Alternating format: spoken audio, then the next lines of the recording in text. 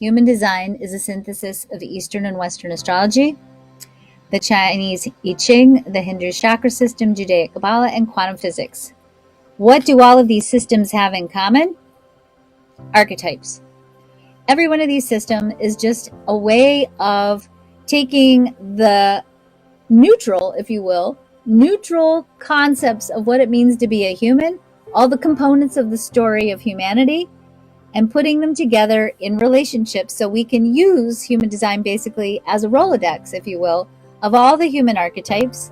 And we can start using our chart as an exploration of our unique interface with all of these essential human archetypes.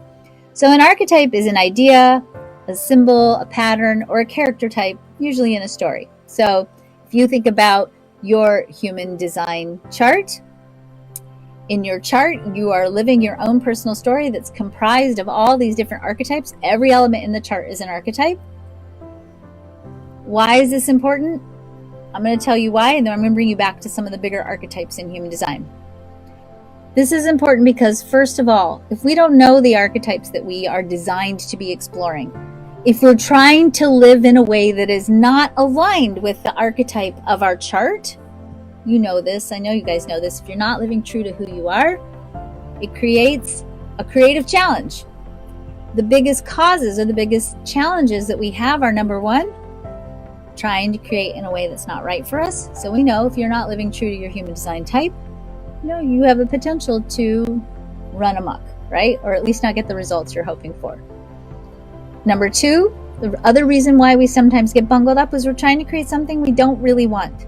We're trying to create what we think we should want, or we're trying to create what I call a band-aid solution. So we think, oh, if I do this, I'll make a bunch of money, and then I can take that money and I can rest and then go do what I really want to do, right? So if we're trying to really create something we don't really want, sometimes we get ourselves creatively bungled up. And of course, there's no one-size-fits-all way to create. So if we're trying to create in a way that isn't right for us, we run into trouble creatively. You have to know who you're designed to be, which archetypes are part of your soul curriculum, in order to know how you create and ultimately what you truly want. And I might add, ultimately who you truly be. So we are each an expression of the creativity of the divine. The cathedral of our life journey is an experience of holiness. This isn't a building you go to. It is right inside of you, constructed every moment of your life. We build it by letting go of our need to manipulate, control, and judge, so that we may simply learn to be the creative fulfillment of who we are. You being you is the most incredibly creative act that you can commit. And ultimately, as you'll see in just a minute, it is the most defining thing that you can do, and the biggest, most powerful way you can bring yourself back into alignment and into harmony with the light that is you. So, speaking of light, if you have glass that is a perfect piece of glass and light shines through this glass, the light that shines through, the entire spectrum of the light comes through. The entire full range of all of the potential of the light comes through the glass. Okay? But you have to have perfect glass for this experience. If you have, let's say, on the window, top window to the left, if you have a drape or a shade over the glass, obviously it's going to alter the way the light shines through the glass. If you have a broken window and it's got cracks like this one does on the right-hand side, it's going to alter the way the light flows through the glass.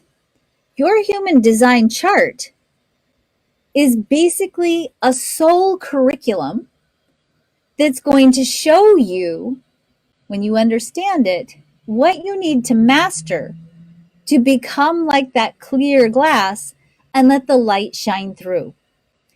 The reason why I'm saying this is because I'm continuing with my journey, if you will, of helping you see that we all have all of the chart. We all have all of the chart. Some of you have elements that are open, so some of you have elements where you're amplifying the chart and you're experiencing it in that variable way that is openness.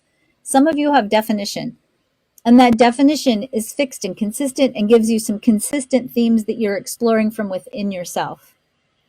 So your openness is energy oftentimes that you're exploring through your relationships. Your definition is energy that you're exploring from within yourself.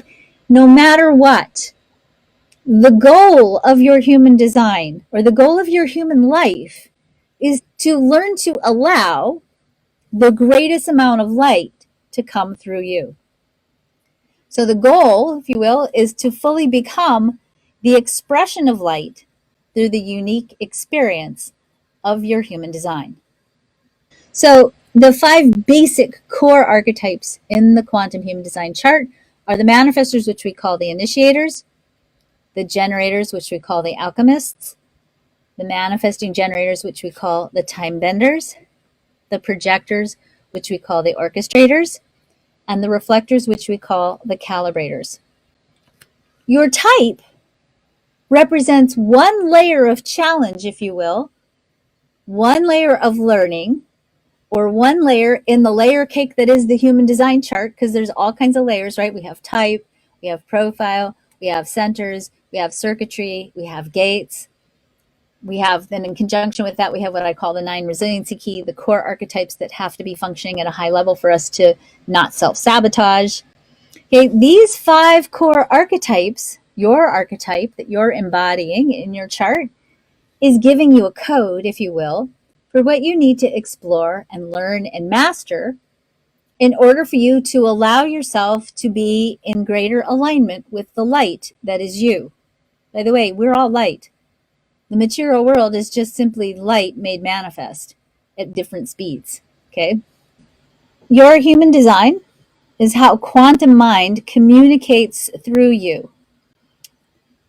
Okay, let me go back and say this again. Your human design is how quantum mind communicates through you. So if you go back to what we talked about last week, I said your human design chart isn't about how you do your chart, your type. It's not about using your type to do something a specific way. Your type is the interface between you and the quantum field or life's intelligence. And the more we be our type, the more life's intelligence flows through us, and it becomes the way in which we interact with and get into that feedback loop between the material world and the quantum world, or the material world and quantum mind, or the material world and God, source, whatever word you want to pull in here. The consciousness code, meaning part of the code that the chart brings you, is contained within the entire structure of the chart. So this chart, this is a personal chart. You all have your unique charts. Your unique chart has encoded in it your unique soul curriculum, if you will, the thing you are here to learn about and explore and master as people who are learning to be more in alignment with the light over the course of your life from birth to death. So your code contains your personal code. It also tells you, once you learn how to interpret your experience in the world and understand the chart, it tells you key things you need to explore and learn about in order to wake up to the experience of you being light or you being awakened to the light. So every element in your chart contains a light code. It contains a code for becoming the quantum human expression of light. Every archetype in this chart is showing up literally on a spectrum, on a light spectrum, on a spectrum of possibility. And the more we can move towards consciously choosing the highest expression of every element in the chart. So if we look at the root center, the highest expression of the root center says, I'm in complete and total alignment with divine timing. I trust and I am safe. I know that I am safe, and because I'm safe, I let the right timing take care of itself, and I'm just going to be here waiting for the right timing. And then when the timing is right, I'll interface with whatever comes next correctly according to my human design strategy and type. Activating your light codes always starts first with language. That's why I rewrote all of the vocabulary in the human design system, because when I went back and I looked at it in the lab and I looked at the impact of language on how the body responded, when we used higher frequency language, good quality high frequency vocabulary words, it actually changed the body's way that it responded to the language, and it increased the body's capacity to hold light and to use light more effectively. There is a Hebrew word that I love. The word is davar. The word for word in Hebrew is the same word as the word for thing. So words and things in Hebrew are the same. I love that because when we start putting language to it, we start to create it in our life, right? Words create, they endure, they allow for unity, they transmit, they're the interface between the divine and the human. They are power, they translate the infinite to the finite, and the other way around too. Words are the code for a story, and the words carry frequencies of energy. When we look at DNA and we use good, powerful words, it actually expands, and the strands of DNA actually get bigger, and its capacity to hold light increases exponentially. You can actually use language to splice DNA. That's a whole nother story too, but Russian scientists actually programmed the syntax of language into radio frequency waves, and they were able to use those radio frequency waves programmed with that syntax to splice DNA. That's how powerful it is. You know from the work of Dr. Emoto that words affect the crystalline structure of water. We also know that when DNA, we are hypothesizing, scientists are now really beginning to look at that the function of DNA is actually to encode the crystalline structure of water on a cellular level.